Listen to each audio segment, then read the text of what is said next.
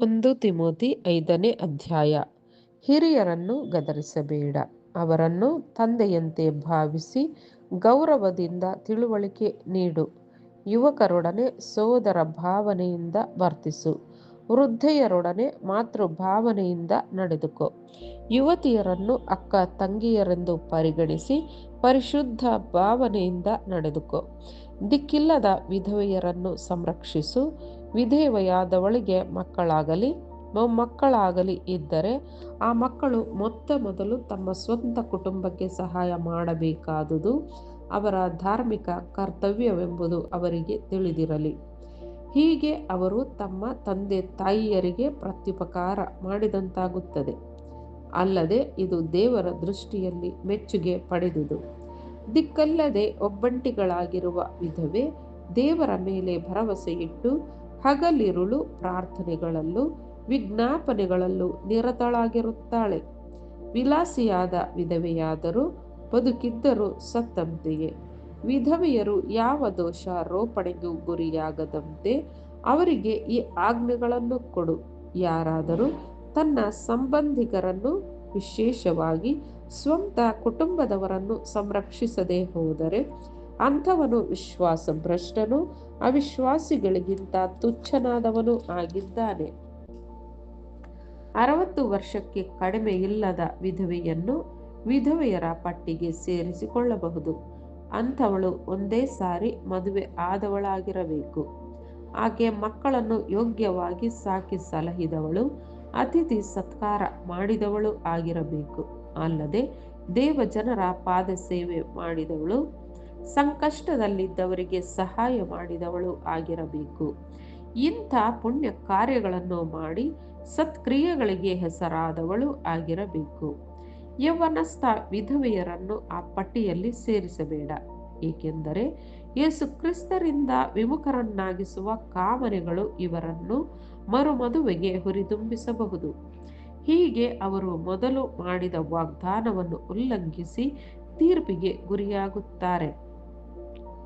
ಇದಲ್ಲದೆ ಅವರು ಮನೆಗಳನ್ನು ಸುತ್ತುತ್ತಾ ಅಲೆದಾಡುತ್ತಾ ಹರಟೆ ಮಲ್ಲರು, ಸೋಮಾರಿಗಳು ಆಗಬಹುದು. ಇತರರ ವಿಷಯಗಳಲ್ಲಿ ತಲೆ ಹಾಕಬಹುದು. ಆದ್ದರಿಂದ ತರುಣಿ ವಿಧವೆಯರು ವಿವಾಹ ಮಾಡಿಕೊಂಡು ಮಕ್ಕಳನ್ನು ಹೆತ್ತು ಸಂಸಾರವನ್ನು ನಡೆಸುವುದೇ ಒಳ್ಳೆಯದೆಂದು ನನ್ನ ಭಾವನೆ. ಆಗ ನಮ್ಮನ್ನು ನಿಂದಿಸಲು ವಿರೋಧಿಗಳಿಗೆ ಆಸ್ಪದವಿರುವುದಿಲ್ಲ. ಏಕೆಂದರೆ ಈಗಾಗಲೇ ಕೆಲವು ವಿಧವೆಯರು ದಾರಿ ತಪ್ಪಿ ಸೈತಾನನನ್ನು ಹಿಂಬಾಲಿಸಿದ್ದಾರೆ. ಕ್ರೈಸ್ತ ವಿಶ್ವಾಸಿಯಾದ ಒಬ್ಬ ಮಹಿಳೆಯ ಮನೆಯಲ್ಲಿ ವಿಧವೆಯರಿದ್ದರೆ ಆಕೆಯೇ ಅವರನ್ನು ಸಂರಕ್ಷಿಸಲಿ.